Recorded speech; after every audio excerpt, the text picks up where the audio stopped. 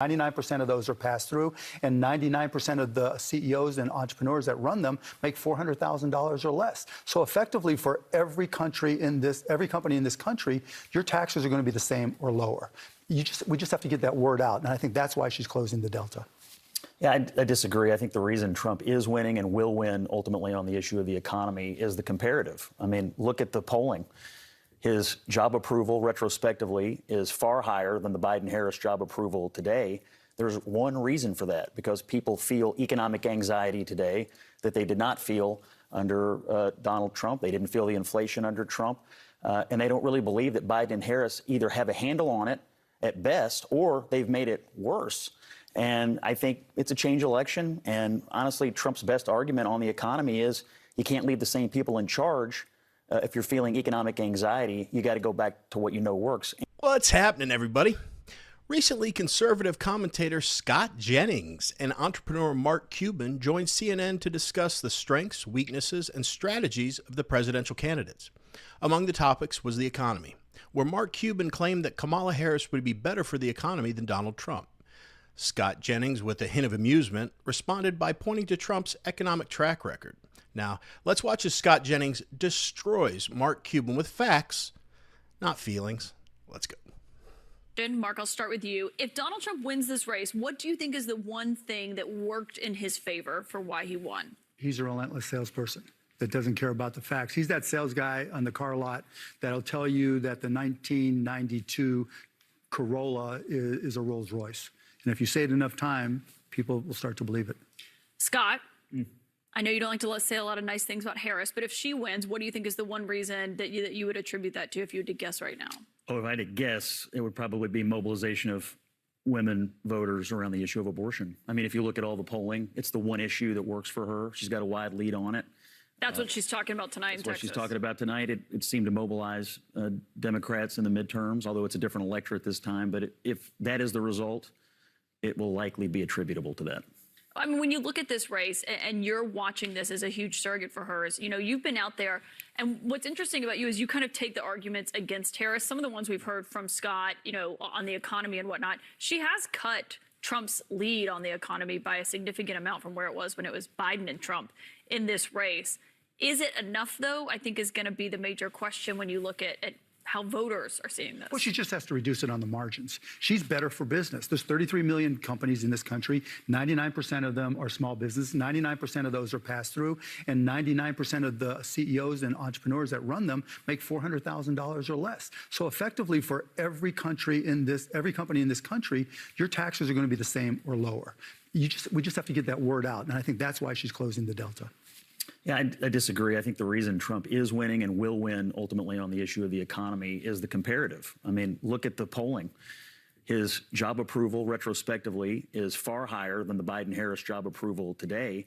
There's one reason for that, because people feel economic anxiety today that they did not feel under Donald Trump. They didn't feel the inflation under Trump. And they don't really believe that Biden and Harris either have a handle on it at best or they've made it worse. And I think it's a change election. And honestly, Trump's best argument on the economy is you can't leave the same people in charge. If you're feeling economic anxiety, you got to go back to what you know works. And honestly, he's more popular now than he's ever been. His administration is more popular than it's ever been. And look where he came from when he left office to right now. There's one reason why he's more popular today than he's ever been, because people are comparing it to what they've got now, and they're saying, I want to go back. And yet it's a dead heat against somebody who's only been in the race 13 weeks. Well, you act as though she just landed here on a spacecraft 13 weeks ago. She's been the vice president for an entire term. But there's a She was in the United States Senate. She did not show up here 13 weeks ago. She has a record as vice president, and I think what's hurting your... Hey, if you like videos like this, like, subscribe, and blah, blah, blah, blah, blah. Let's get back to the video.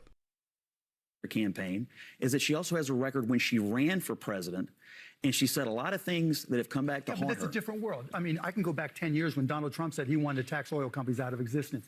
You can talk about Section 230. You can talk about Bitcoin. You can talk about abortion. There's a long list of things that Donald Trump has flip-flopped on. But he was the president, and he has a record, and she was the vice president, and she has a record. Yeah, but what kind of record? But you know that whole comparison isn't legit, because the vice president doesn't do anything.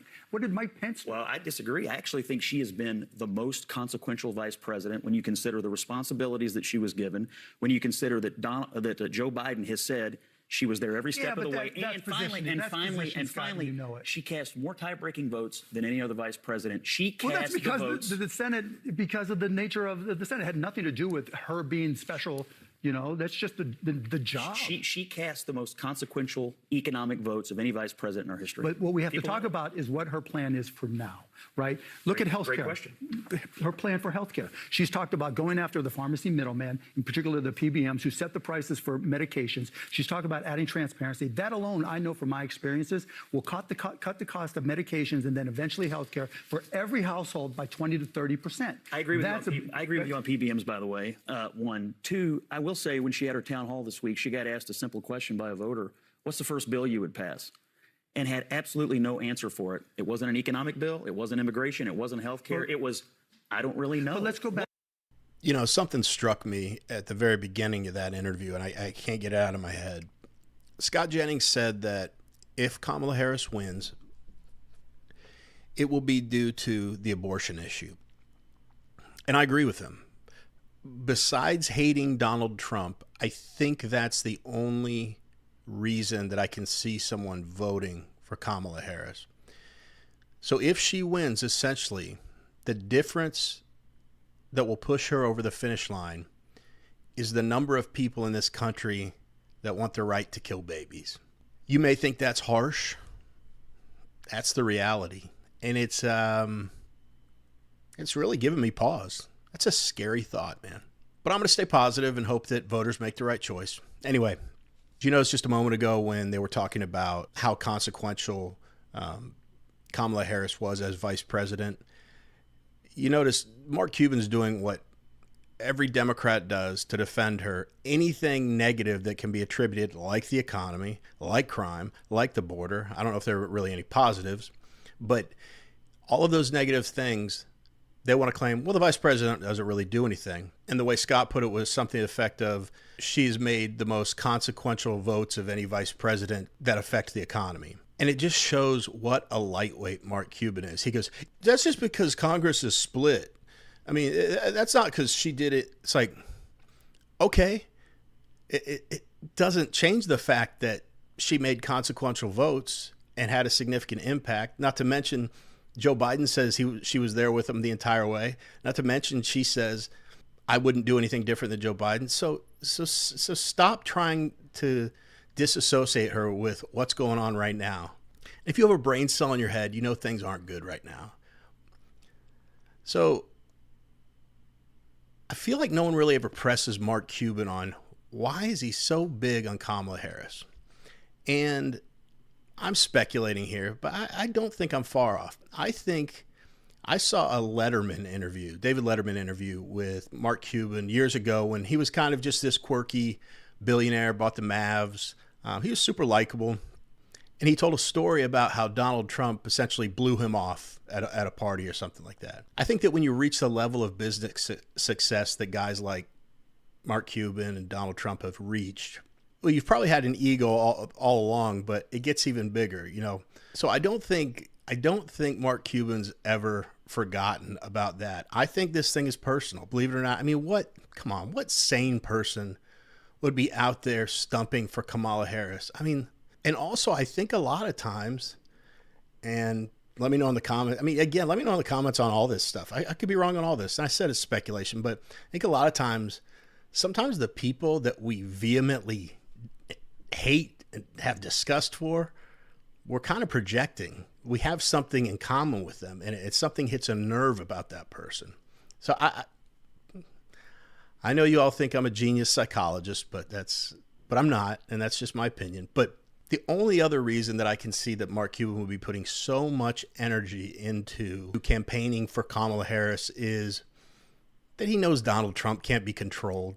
That's a big problem for the Washington elite on both sides of the aisle, ex-staffers of Donald Trump. You can't control the guy. He's going to do what he's going to do. And Kamala Harris, if you've watched any interview with her, you know there is zero substance. There's barely anything going on behind those eyes. I mean, she won't be running the country. I'll tell you that much. We thought Joe Biden wanted to run the country, and it was his staff. it will be her staff and, I don't know, Obama, Soros. It ain't gonna be her. She doesn't do interviews because she ain't too bright, man.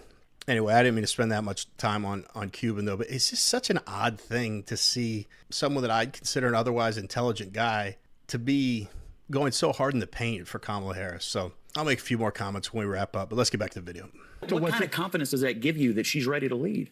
Yeah, because she puts together a team. She's a team leader as opposed to Donald Trump. We don't vote for team. We vote for yes, presidents. We do vote we for vote team. for presidents. No, we vote for, if you're smart. Who's on the ballot? Who's on the ballot obviously leads the way, but who's on your team makes a big difference. On one hand, you have Donald Trump, where 40 out of 44 of his staff just turned against them.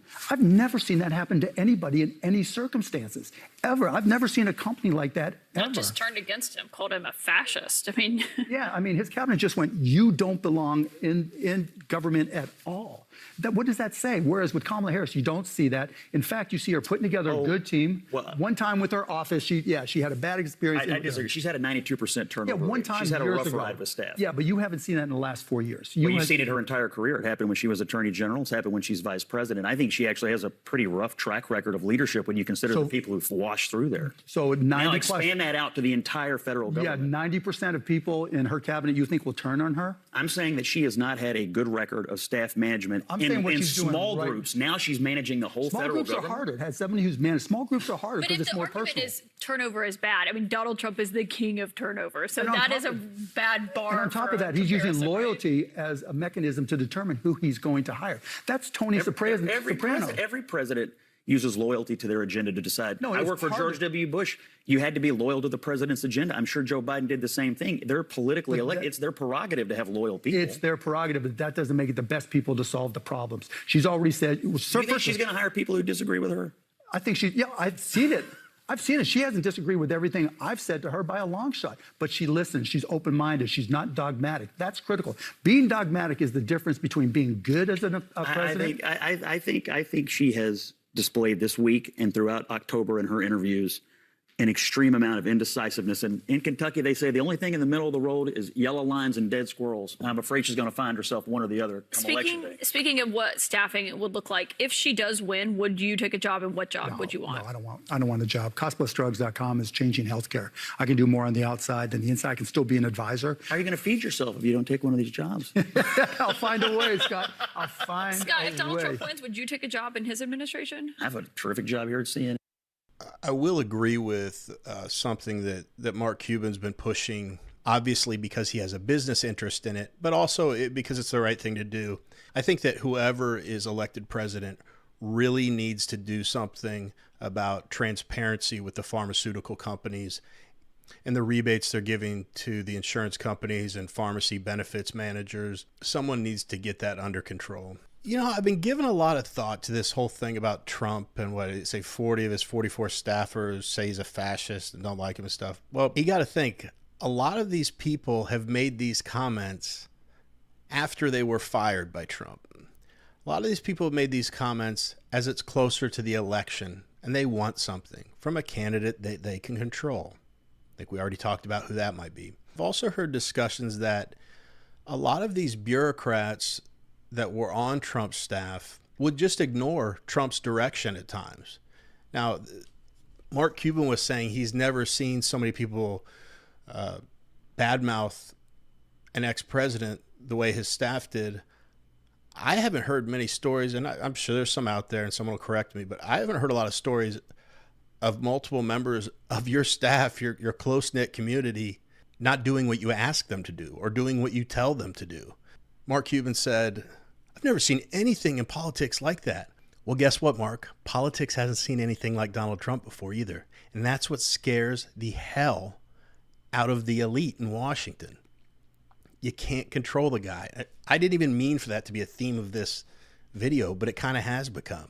And then, as expected, Mark Cuban, or as expected of any liberal, when Scott Jennings points out the very well-documented fact that Kamala Harris has a terrible track record with the way she treats her staff. I've heard from multiple ex-staffers that she is a nightmare to work for. And Mark Cuban says, oh, you're just talking about something that happened one time years ago. No. This isn't a rumor or something, right? She sucks to work for. Anyway, that's it for today's video. If you like seeing lefties get owned like Mark Cuban just did there, then click on one of the videos that just popped up on your screen. Otherwise, thank you so much for joining us. We'll see you on the next one.